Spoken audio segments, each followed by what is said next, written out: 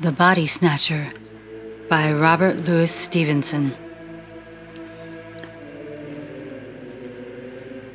Every night in the year, 4 of us sat in the small parlor of the George at Debenham, the undertaker, the landlord, the Fetts, and myself.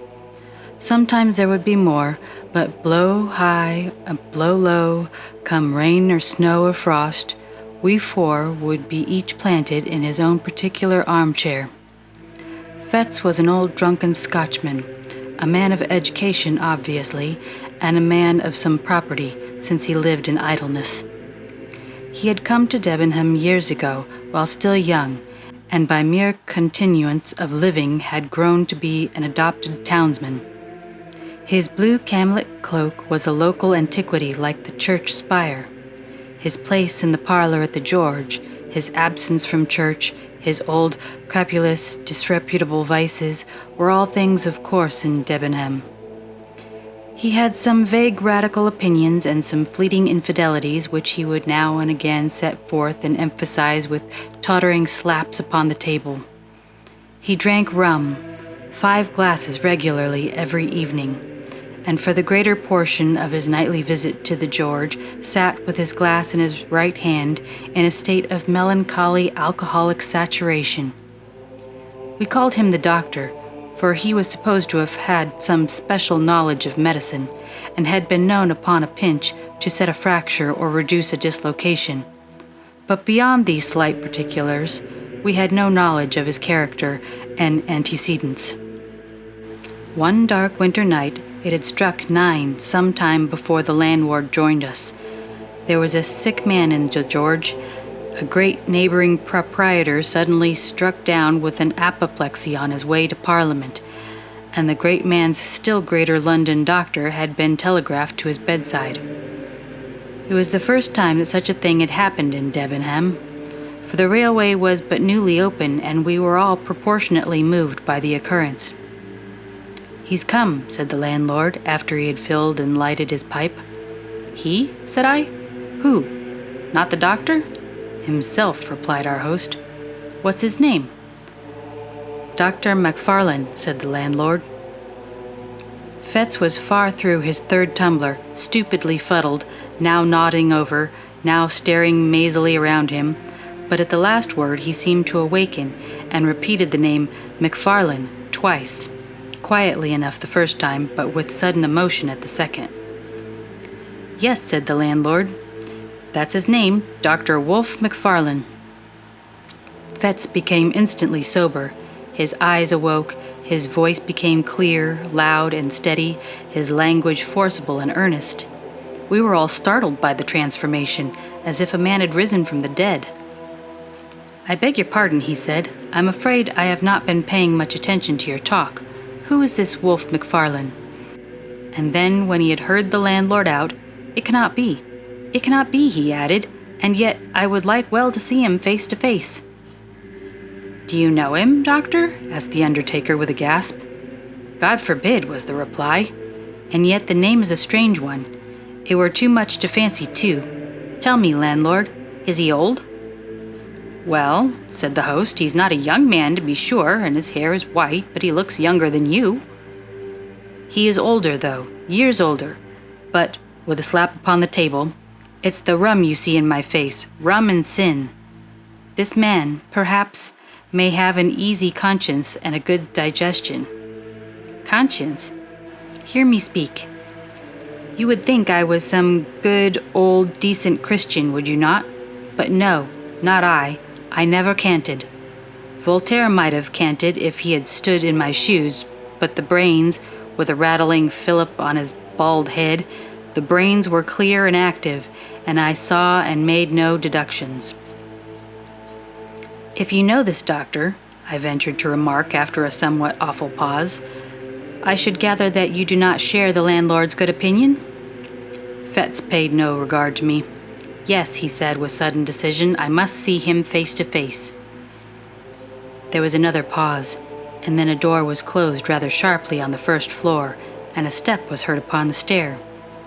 "That's the doctor," cried the landlord. "Look sharp, and you can catch him." He was but 2 steps from the small parlor to the door of the old George Inn, the wide oak staircase landed almost in the street. There was room for a turkey rug and nothing more between the threshold and the last round of the descent. But this little space was every evening brilliantly lit up, not only by the light upon the stair and the great signal lamp below the sign, but by the warm radiance of the bar-room window. The George thus brightly advertised itself to passers-by in the cold streets. Fetz walked steadily to the spot, and we, who were hanging behind, beheld the two men meet, as one of them had phrased it, face to face. Dr. McFarlane was alert and vigorous. His white hair set off his pale and placid, although energetic, countenance. He was richly dressed in the finest of broadcloth and the whitest of linen, with a great gold watch chain and studs and spectacles of the same precious material.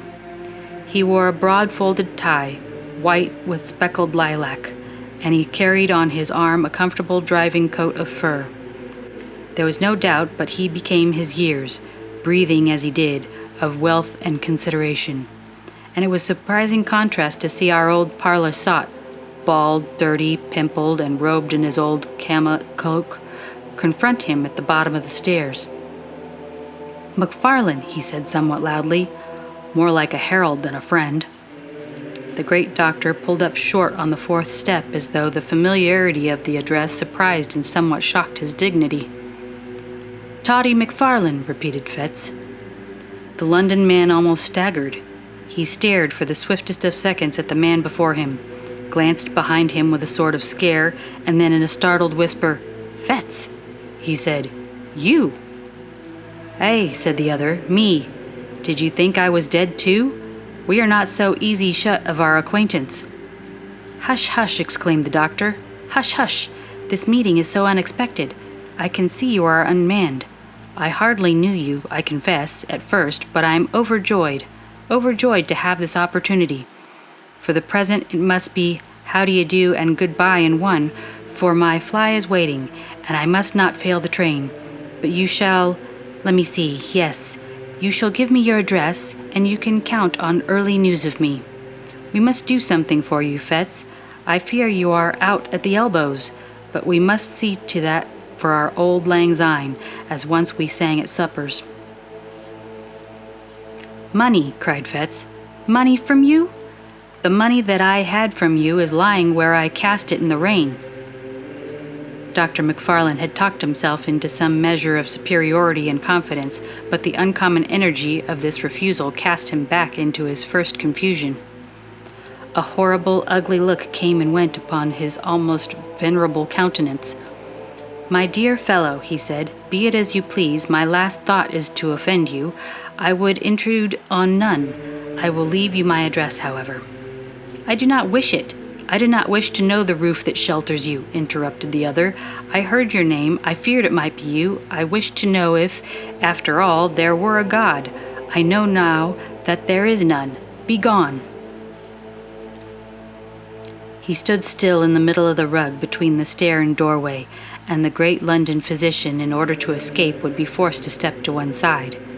It was plain that he hesitated before the thought of this humiliation.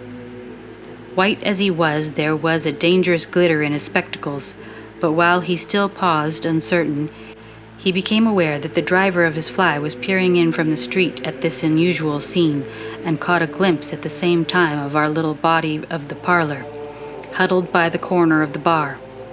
The presence of so many witnesses decided him at once to flee. He crouched together, brushing on the wainscot, and made a dart like a serpent, striking for the door.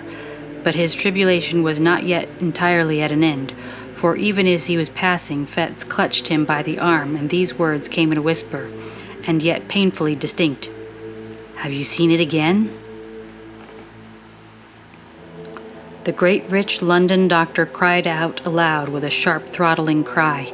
He dashed his questioner across the open space, and with his hands over his head fled out the door like a detected thief. Before it had occurred to one of us to make a movement, the fly was already rattling toward the station. The scene was over like a dream, but the dream had left proofs and traces of its passage. Next day the servant found the fine gold spectacles broken on the threshold, and that very night we were all standing breathless by the bar-room window, and Fetz at our side, sober, pale, and resolute in look. "God protect us, Mr. Fetz," said the landlord, coming first into possession of his customary senses. "What in the universe is all this? These are strange things you have been saying." Fetz turned towards us, and he looked us each in succession in the face. "See if you can hold your tongues," said he. "That man McFarlane is not safe to cross. Those that have done so already have repented it too late." And then, without so much as finishing his third glass, far less waiting for the other two, he bade us goodbye and went forth, under the lamp of the hotel, into the black night. We three turned to our places in the parlor, with the big red fire and 4 clear candles, and as we recapitulated what had passed, the first chill of our surprise soon changed into a glow of curiosity. We sat late. It was the latest session I have known in the Old George.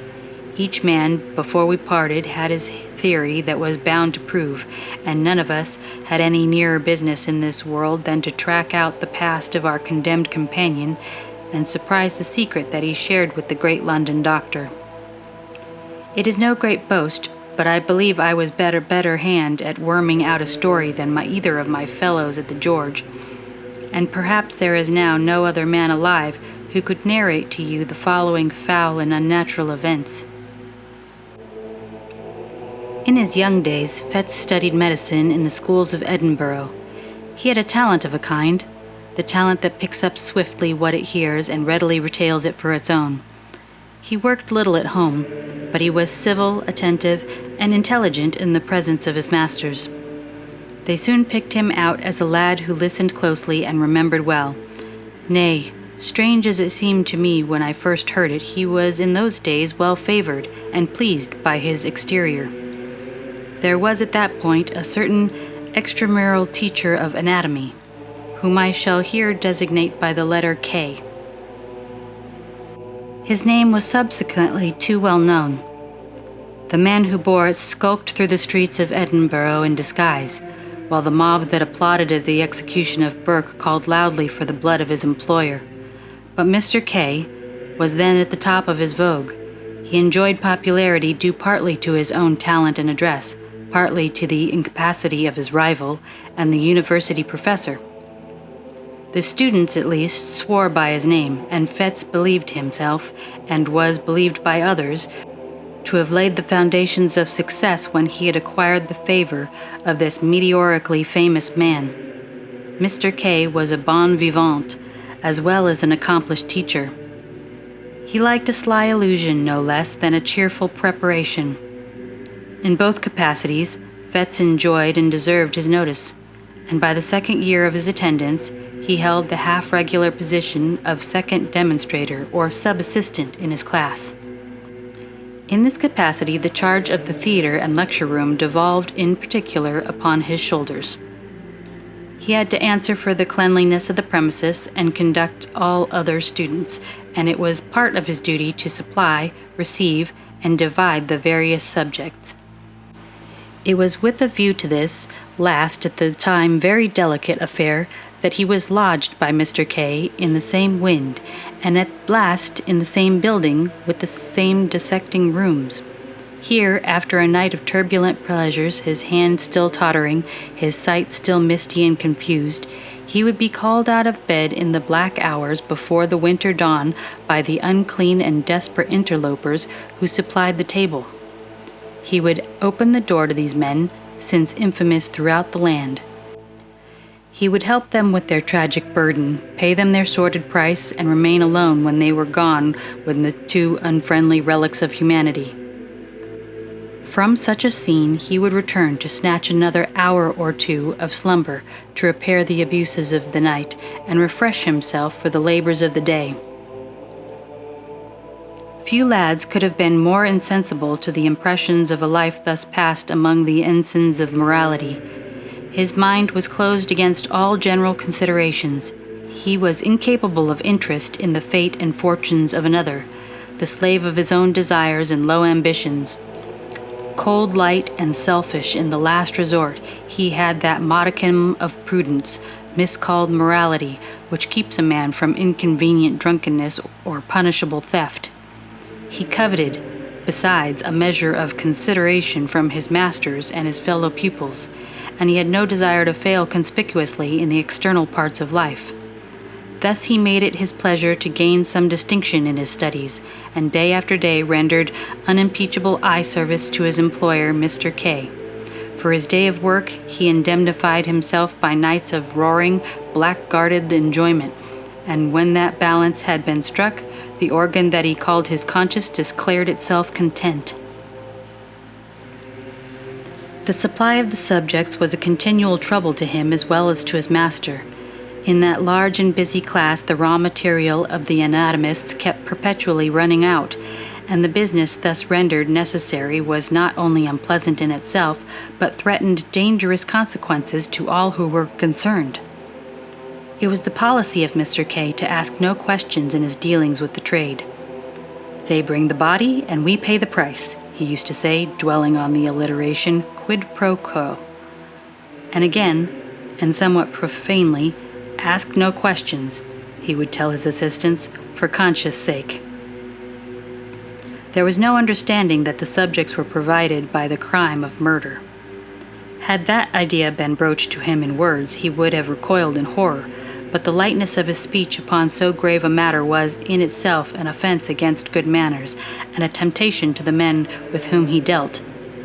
Fetz, for instance, had often remarked to himself upon the singular freshness of the bodies. He had been struck again and again by the hang-dog, abominable looks of the ruffians who came to him before the dawn, and putting things together clearly in his private thoughts, he perhaps attributed a meaning too immoral and too categorical to the unguarded counsel of his master. He understood his duty, in short, to have three branches: to take what was brought, to pay the price, and to avert the eye from any evidence of crime. On November morning, this policy of silence was put sharply to the test. He had been awake all night with a racking toothache, pacing his room like a caged beast or throwing himself in fury on his bed, and had fallen at last into that profound, uneasy slumber that so often follows on a night of pain when he was awakened by the third or fourth angry repetition of the concerted signal. There was a thin, bright moonshine.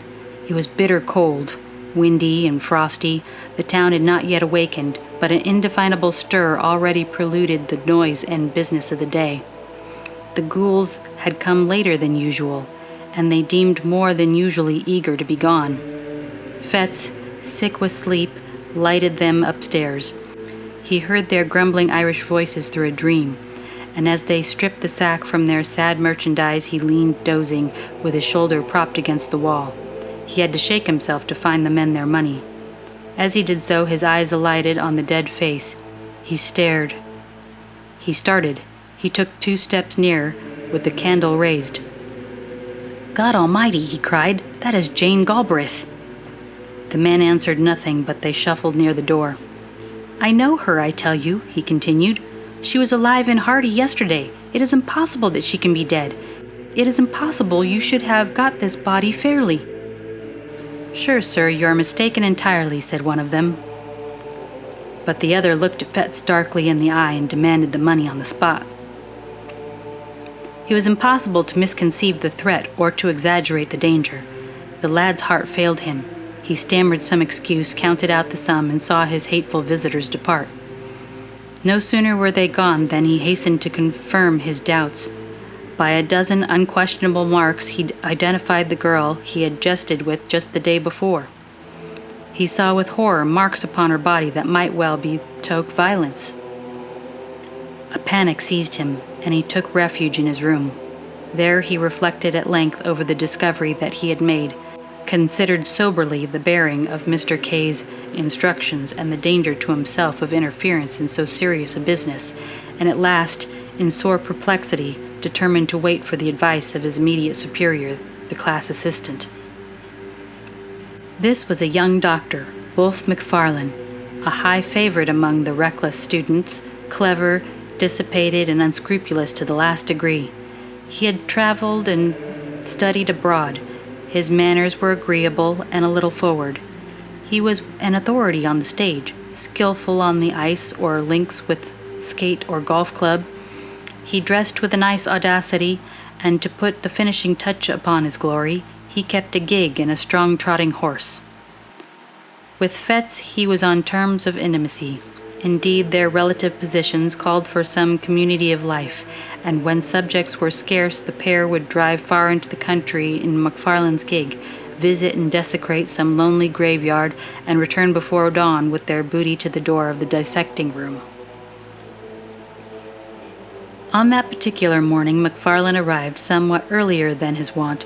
Fetz heard him and met him on the stair, told him his story, and showed him the cause of his alarm. McFarlane examined the marks on her body.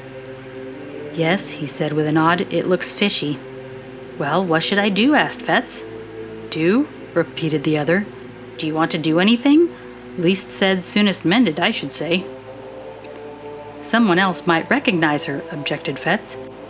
"She was well known as the Castle Rock." "We'll hope not," said McFarlane, "and if anybody does, well, you didn't, don't you see, and there's the end. The fact is, this had been going on too long. Stir up the mud and you'll get Kay into the most unholy trouble. You'll be in a shocking box yourself, so will I, if you come to that. I should like to know how any one of us would look, or what the devil we should have to say for ourselves in any Christian witness box. For me, you know, there's one thing certain, that, practically speaking, all our subjects have been murdered." "McFarlane!" cried Fetz. "Come now," sneered the other, "as if you hadn't suspected it yourself." "Suspecting is one thing, and proof another, yes, I know, and I'm as sorry as you are that this should have come here," tapping the body with his cane. "The next best thing for me is to not recognize it, and," he added coolly, "I don't. You may if you please. I don't dictate, but I think a man of the world would do as I do, and I may add, I fancy that is what Kay would look for at our hands. The question is, why did he choose us two for his assistants? And I answer, because he didn't want old wives." This was the tone of all the others to affect the mind of a lad like Fetz. He agreed to imitate McFarlane. The body of the unfortunate girl was duly dissected, and no one remarked or appeared to recognize her. One afternoon, when this day's work was over, Fetz dropped into a popular tavern and found McFarlane sitting with a stranger. This was a small man, very pale and dark, with coal-black eyes. The cut of his feature gave promise of intellect and refinement, which was but feebly realized in his manners, for he proved upon a nearer acquaintance coarse, vulgar, and stupid. He exercised, however, a very remarkable control over McFarlane, issued orders like the great Bashaw, became inflamed at the least discussion or delay, and commented rudely on the civility with which he was obeyed. This most offensive person took a fancy to Fetz on the spot, plied him with drinks, and honored him with unusual confidences on his past career. If a 10th part of what he confessed were true, he was a very loathsome rogue, and the lad's vanity was tickled by the attention of so experienced a man. "I'm a pretty bad fellow myself," the stranger remarked, "but McFarlane is the boy. Toddy McFarlane, I call him. Toddy, order your friend another glass. Or it might be, Toddy, you jump up and shut the door. Toddy hates me," he said again. "Oh yes, Toddy, you do." "Don't you call me that confounded name," growled McFarlane. "Hear him. Did you ever see the lads play knife? He would like to do that all over my body," remarked the stranger. "We medicals have a better way than that," said Fetz. "When we dislike a dead friend of ours, we dissect him." McFarlane looked up sharply, as though this jest were scarcely to his mind. The afternoon passed. Gray, for that was the stranger's name, invited Fetz to join them at dinner, ordered a feast so sumptuous that the tavern was thrown into commotion, and when all was done, commanded McFarlane to settle the bill. It was late before they separated. The man Gray was incapably drunk. McFarlane, sobered by his fury, chewed the cud of the money he had been forced to squander and the slights he had been obliged to swallow. Fetz, with various liquors singing in his head, returned home with devious footsteps and a mind entirely in abeyance. Next day, McFarlane was absent from class, and Fetz smiled to himself as he imagined him still squiring the intolerable Gray from tavern to tavern. As soon as the hour of liberty had struck, he posted from place to place in quest of his last night's companions. He could find them, however, nowhere, so returned early to his rooms, went early to bed, and slept the sleep of the just. At 4 a.m, he was awakened by a well-known signal. Descending to the door, he was filled with astonishment to find McFarlane with his gig, and in the gig one of those long and ghastly packages with which he was so well acquainted. "What?" he cried. "Have you been out alone? How did you manage?" But McFarlane silenced him roughly, bidding him to turn to business. When they had got the body upstairs and laid it on the table, McFarlane made at first as if he were going away.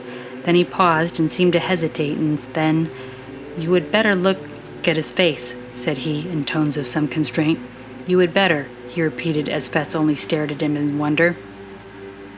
"But where and how and when did you come by it?" cried the other. "Look at the face," was the only answer. Fetz was staggered. Strange doubts assailed him. He looked from the young doctor to the body and then back again. At last, with a start, he did as he was bidden. He had almost expected the sight that met his eyes, and yet the shock was cruel. To see, fixed in the rigidity of death and naked on that coarse layer of sackcloth, the man whom he had left well clad and full of meat and sin upon the threshold of a tavern, awoke even in the thoughtless Fetz some of the terrors of the conscience. It was a crab tibby which re-echoed in his soul, that to whom he had known should have been come to lie upon these icy tables. Yet these were only secondary thoughts. His first concern regarded Wolfe. Unprepared for a challenge so momentous, he knew not how to look at his comrade in the face. He durst not meet his eye, and he had neither words nor voice at his command. It was McFarlane himself who made the first advance. He came up quietly behind and laid his hand gently but firmly on the other's shoulder. "Richardson," said he, "may have the head." Now Richardson was a student who had long been anxious for that portion of the human subject to be dissected. There was no answer, and the murderer resumed. "Talking of business, you must pay me. Your accounts, you see, must tally." Fetz found a voice, the ghost of his own. "Pay you?" he cried. "Pay you for that?" "Why, yes, of course you must. By all means, and on every possible account, you must," returned the other. "I dare not give it for nothing. You dare not take it for nothing. It would compromise us both. This is another case like Jane Galbraith's. The more things are wrong, the more we must act as if all were right. Where does old K keep his money?" "There," answered Fetz hoarsely, pointing to a cupboard in the corner. "Give me the key, then," said the other calmly, holding out his hand. There was an instant of hesitation, and then the die was cast. McFarlane could not suppress a nervous twitch, the infinitesimal mark of an immense relief as he felt the key between his fingers. He opened the cupboard, brought out a pen and ink and paper book that stood in one compartment, and separated from the funds in the drawer a sum suitable to the occasion. "Now look here," he said. "There is the payment made. First proof of your good faith, first step to your security. You have now to clinch it by a second. Enter the payment into your book, and then you, for your part, may defy the devil." The next few seconds were for Fetz an agony of thought, but in balancing his terrors it was the most immediate that triumphed. Any future difficulty seemed almost welcome if he could avoid a present quarrel with McFarlane. He set down the candle which he had been carrying all this time, and with a steady hand entered the date, the nature, and the amount of the transaction. "And now," said McFarlane, "it is only fair that you should pocket the lucre. I have had my share already. By the by, when a man of the world falls into a bit of luck, has a few shillings extra in his pocket.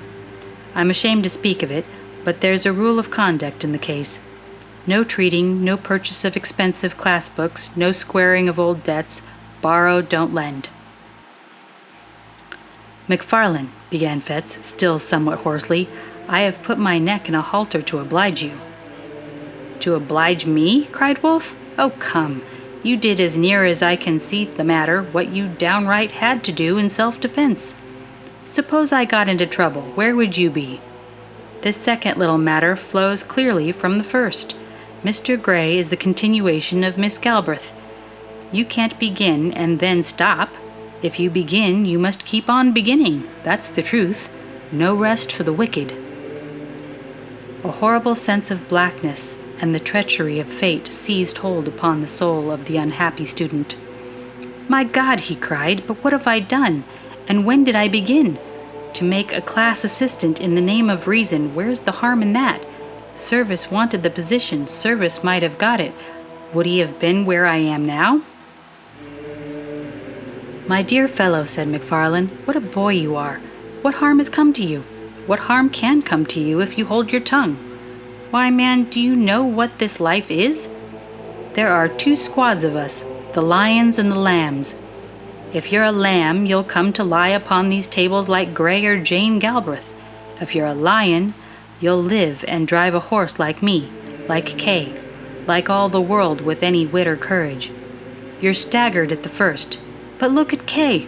My dear fellow, you're clever, you have pluck. I like you, and Kay likes you. You were born to lead the hunt, and I tell you on my honor and my experience of life, 3 days from now you'll laugh at these scarecrows like a high school boy at a farce." And with that McFarlane took his departure and drove off up the wind in his gig to get under cover before daylight. Fetz was thus left alone with his regrets. He saw the miserable peril in which he stood involved. He saw, with inexpressible dismay, that there was no limit to his weakness, and that from concession to concession he had fallen from the arbiter of McFarlane's destiny to his paid and helpless accomplice. He would have given the world to have been a little braver at the time, but it did not occur to him that he might still be brave. The secret of Jane Galbraith and the cursed entry into the day-book closed his mouth. Hours passed. The class began to arrive. The members of the unhappy Gray were dealt out to one and another and received without remark. Richardson was made happy with the head, and before the hour of freedom rang, Fetz trembled with exultation to perceive how far they had already gone toward safety. For 2 days he continued to watch with increasing joy the dreadful process of disguise. On the 3rd day McFarlane made his appearance. He had been ill, he said, but he made up for lost time by the energy with which he directed the students. To Richardson in particular he extended the most valuable assistance and advice, and that student, encouraged by the praise of the demonstrator, burned high with ambitious hopes and saw the medal already in his grasp. Before the week was out, McFarlane's prophecy had been fulfilled. Fetz had outlived his terrors and had forgotten his baseness. He began to plume himself upon his courage, and had so arranged the story in his mind that he could look back on these events with an unhealthy pride. Of his accomplice he saw but little. They met, of course, but in the business of class. They received their orders together from Mr. K. At times they had a word or two in private, and McFarlane was from first to last particularly kind and jovial. But it was plain that he avoided any reference to their common secret, and even when Fetz whispered to him that he had cast his lot in with the lions and forsworn the lambs, he only signed to him, smiling, to hold his peace. At length an occasion arose which threw the pair once more into a closer union. Mr. K. was again short of subjects. Pupils were eager, and it was part of its teacher's pretensions to always be well supplied. At the same time there came the news of a burial in the rustic graveyard of Glencorse. Time has little changed the place in question. It stood then as now upon a crossroad, out of call of human habitations, and buried fathom deep in the foliage of 6-cedar trees. The cries of the sheep upon the neighboring hills, the streamlets upon either hand, one loudly singing among the pebbles, the other dripping furtively from pond to pond, the the stir of the wind in the mountains, old flowering chestnuts, and once in 7 days the voice of the bell and the old tunes of the precentor were the only sounds that disturbed the silence around the rural church. The Resurrection Man, to use a byname of the period, was not to be deterred by any of the sanctities of customary piety.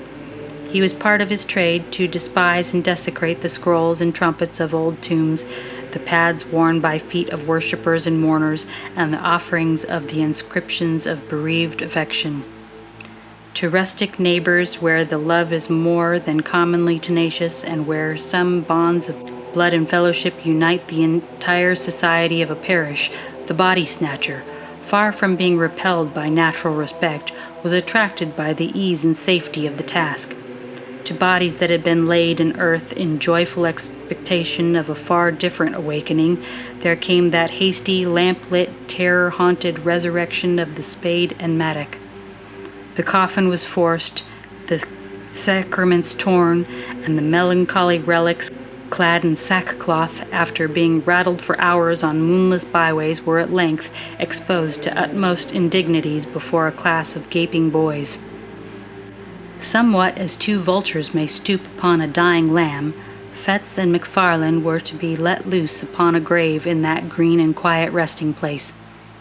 The wife of a farmer, a woman who had lived for 60 years and been known for nothing but good butter and godly conversation, was to be rooted from her grave at midnight and carried, dead and naked, to that far-away city that she had always honored with her Sunday's best.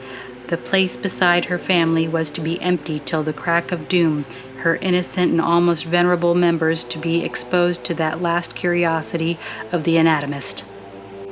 Late one afternoon the pair set forth, well wrapped in cloaks and furnished with formidable bottle. It rained without remission, a cold, dense, lashing rain. Now and again there blew a puff of wind, but these sheets of falling water kept it down. Bottle and all, it was a sad and silent drive as far as Pennycook, where they were to spend the evening. They stopped once to hide their implements in a thick bush not far from the churchyard, and once again at the Fisher's Tryst, to have a toast before the kitchen fire and vary their nips of whiskey with a glass of ale. When they reached their journey's end, the gig was housed, the horse was fed and comforted, and the two young doctors, in a private room, sat down to the best dinner and the best wine the house afforded. The lights, the fire, the beating rain upon the window, the cold, incongruous work that lay before them, added zest to their enjoyment of the meal. With every glass their cordiality increased. Soon McFarlane handed a little pile of gold to his companion. "A compliment," he said. "Between friends these little accommodations ought to fly like pipe lights." Fetz pocketed the money and applauded the sentiment to the echo. "You're a philosopher," he cried. "I was an ass till I knew you. You and Kay, between you, by the Lord Harry, but you make a man of me."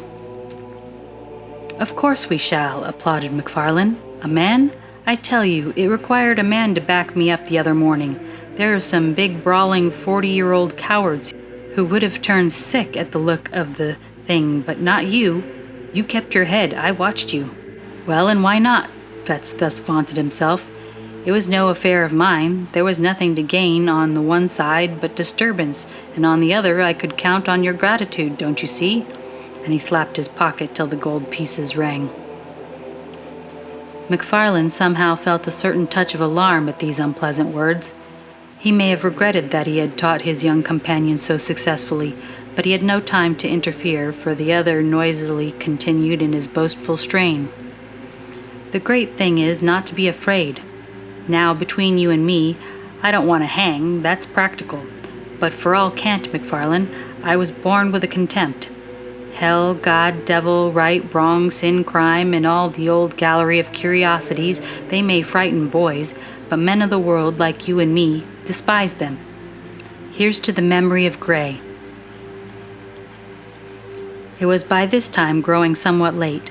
The gig, according to order, was brought around to the door with both lamps brightly shining, and the young men had to pay their bill and take the road. They announced that they were bound for Peebles, and drove in that direction till they were clear of the last houses of the town. Then, extinguishing the lamps, returned upon their course and followed a by-road toward Glencorse. There was no sound but that of their own passage and the incessant strident pouring of the rain. It was pitch dark. Here and there a white gate or a white stone in the wall guided them for a short space across the night, but for the most part it was at a foot pace, and almost groping, that they picked their way through the resonant blackness to their solemn and isolate destination. In the sunken woods that traversed the neighborhood of the burying ground, the last glimmer failed them, and it became necessary to kindle a match and re-illuminate one of the lanterns of the gig. Thus, under dripping trees and environed by huge and moving shadows, they reached the scene of their unhallowed labors. They were both experienced in such affairs, and powerful with the spade, and they had scarce been 20 minutes at their task before they were rewarded by a dull rattle on the coffin lid. At the same moment, MacFarlane, having hurt his hand upon a stone, flung it carelessly above his head. The grave in which they now stood almost to the shoulders was close to the edge of the plateau of the graveyard, and the gig lamp had been propped, the better to illuminate their labors, against a tree, and on the immediate verge of the steep bank descending to the stream. Chance had taken a sure aim with the stone. Then came the clang of broken glass. Night fell upon them. Sounds alternately dull and ringing announced the bounding of the lantern down the bank and its occasional collision with the trees. A stone or two, which it had dislodged in its descent, rattled behind it into the profundities of the glen, and then silence, like the night, resumed its sway, and they might bend their hearing to its utmost pitch. But naught was to be heard except the rain, now marching to the wind, now steadily falling over miles of open country. They were so nearly at an end of their abhorrent task that they judged it was wisest to complete it in the dark. The coffin was exhumed and broken open, the body inserted in the dripping sack and carried between them to the gig. One mounted to keep it in its place, and the other, taking the horse by the mouth, groped along the wall in the bush until they reached the wider road by the Fisher's Tryst. Here was a faint and diffused radiancy, which they hailed like daylight. By that they pushed the horse into a good pace and began to rattle along merrily in the direction of the town. They had both been wetted to the skin during their operations, and now as the gig jumped among the deep ruts, the thing that stood propped up between them fell now upon one and now on the other. At every repetition of the horrid contact, each instinctively repelled it with greater haste, and the process, natural although it was, began to tell upon the nerves of the companions. MacFarlane made some ill-favored jest about the farmer's wife, but it came hollowly from his lips, and was allowed to drop in silence. Still, their unnatural burden bumped from side to side, and now the head would be laid as if in confidence upon their shoulders, and now the drenching sackcloth would flap icily about their faces. A creeping chill began to possess the soul of Fetz. He peered at the bundle, and it seemed somehow larger than at first. All over the countryside, and from every degree of distance, the farm dogs accompanied their passage with tragic ululations, and it grew and grew upon his mind that some unnatural miracle had been accomplished, that some nameless change had befallen the dead body, and that it was in fear of their unholy burden that the dogs were howling. "For God's sake," he said, making a great effort to arrive at speech, "for God's sake, let's have light." Seemingly, MacFarlane was affected in the same direction, for though he made no reply, he stopped the horse, passed the reins to his companion, got down, and proceeded to kindle the remaining lamp. They had by that time got no farther than the crossroad down to Auchenclinny. The rain still poured as though the deluge were returning, and it was no easy matter to make a light in such a world of wet and darkness. When at last the flickering blue flame had been transferred to the wick and began to expand and clarify, and shed a wide circle of misty brightness round the gig, it became possible for the two young men to see each other and the thing that they had along with them. The rain had molded the rough sacking to the outlines of the body underneath. The head was distinct from the trunk, the shoulders plainly modelled. Something at once spectral and human riveted their eyes upon the ghastly comrade of their drive. For some time MacFarlane stood motionless, holding up the lamp. A nameless dread was swathed like a wet sheet about the body and tightened the white skin upon the faces of Fets. A fear that was meaningless, a horror of what could not be, kept mounting to his brain. Another beat of the watch, and he had spoken, but his comrade forestalled him. "That is not a woman," said McFarlane in a hushed voice. "It was a woman when we put her in," whispered Fets. "Hold that lamp," said the other. "I must see her face." And as Fets took the lamp from his companion, untied the fastenings of the sack, and drew down the cover from the head, the light fell very clearly upon the dark, well-molded features and smooth-shaven cheeks of a too familiar countenance, often beheld in dreams of both by these young men. A wild yell rang up into the night. Each leapt from his own side into the roadway. The lamp fell, broke, and was extinguished, and the horse, terrified by this unusual commotion, bounded off and went toward Edinburgh at a gallop, bearing along with it the sole occupant of the gig, the body of the dead and long dissected Gray.